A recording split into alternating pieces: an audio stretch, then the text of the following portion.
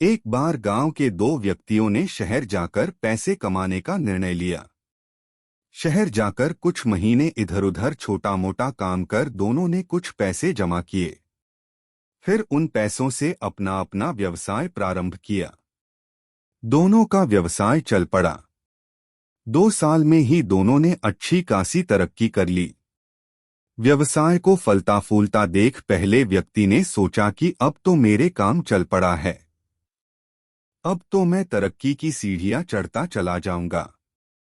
लेकिन उसकी सोच के विपरीत व्यापारिक उतार चढ़ाव के कारण उसे उस साल अत्यधिक घाटा हुआ। अब तक आसमान में उड़ रहा वह व्यक्ति यथार्थ के धरातल पर आ गिरा। वह उन कारणों को तलाशने लगा जिनकी वजह से उसका व्यापार बाजार की मार नहीं सह पाया। सबने पहले उसने उस दूसरे व्यक्ति के व्यवसाय की स्थिति का पता लगाया जिसने उसके साथ ही व्यापार आरंभ किया था। वह यह जानकर हैरान रह गया कि इस उतार चढ़ाव और मंदी के दौर में भी उसका व्यवसाय मुनाफे में है। उसने तुरंत उसके पास जाकर इसका कारण जानने का निर्णय लिया। अगले ही दिन वह दूसरे व्यक्ति के पास पहुंचा।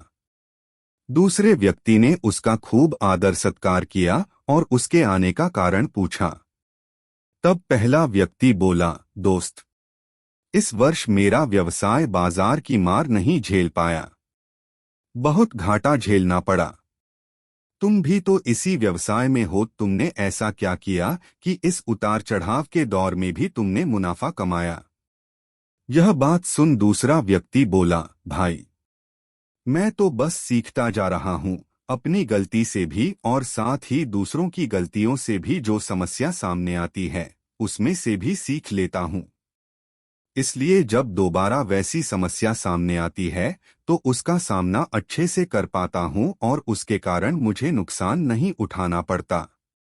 बस ये सीखने की प्रवृत्ति ही है जो मुझे जीवन में आगे बढ़ाती जा रही है। दूसरे व्यक्ति की बात सुनकर पहले व्यक्ति को अपनी भूल का एहसास हुआ। सफलता के मद में वो अत्यात्मविश्वास से भर उठा था और सीखना छोड़ दिया था।